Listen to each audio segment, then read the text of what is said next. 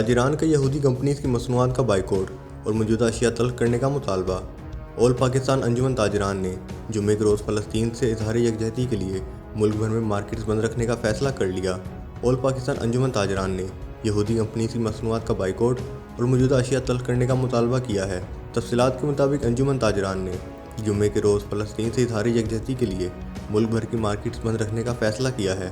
آل پاکستان انجمن تاجران کے مرکزی صدر خالد پرویز ملک اور انجمن تاجران لاہور کے صدر مجاہد بٹ نے لاہور میں پریس کانفرنس کی۔ خالد پرویز ملک نے پریس کانفرنس میں کہا ہے کہ فلسطین کے لیے سب کچھ قربان کرنے کو تیار ہیں۔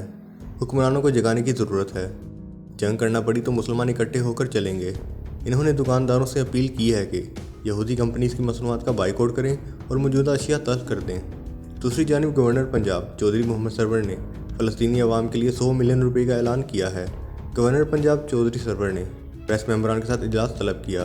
اس موقع پر گورنر پنجاب نے فلسطینی عوام کے لیے 100 ملین روپے کی امداد کا اعلان کیا ہے۔ فلسطینی عوام کو کسی صورت بھی تنہا نہیں چھوڑیں گے۔ کاروباری کمیونٹی کے ساتھ تعاون سے فلسطینی بہن بھائیوں کی مدد کریں گے۔ ان کا کہنا تھا کہ اسرائیل نے فلسطین پر ظلم کی صورت میں ہٹلر کو بھی پیچھے چھوڑ دیا ہے۔ گورنر پنجاب نے کہا ہے کہ اگر اسلامی ممالک متحد ہو جائیں تو فلسطین اور کشمیر کو آزاد ہونے سے کوئی طاقت نہیں روک سکتی۔ یہ وقت اسلامی ممالک کے ذاتی مفادات کی بجائے فلسطینی عوام کی مدد کا ہے۔ دوسری طرف گورنر ہاؤس لاہور میں فلسطین کے ساتھ اظہار یکجہتی کے لیے مشاورتی اجلاس سے خطاب کرتے ہوئے چودھری محمد سرور نے کہا ہے کہ امریکہ اور یورپ میں سیاستدانوں پر دباؤ دینا چاہیے تاکہ فلسطین اور کشمیر کے لیے کوئی مستقل حل نکالا جا سکے۔ خیال رہے کہ غزہ پر اسرائیلی بمباری کا سلسلہ جاری ہے۔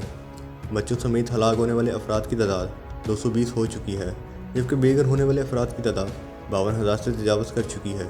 اسرائیلی بمباری سے ہر دن معصوم افراد جاں بحق ہو رہے ہیں اور عمارتیں تباہ ہو رہی ہیں، جن کی تعمیر میں سالوں لگ سکتے ہیں۔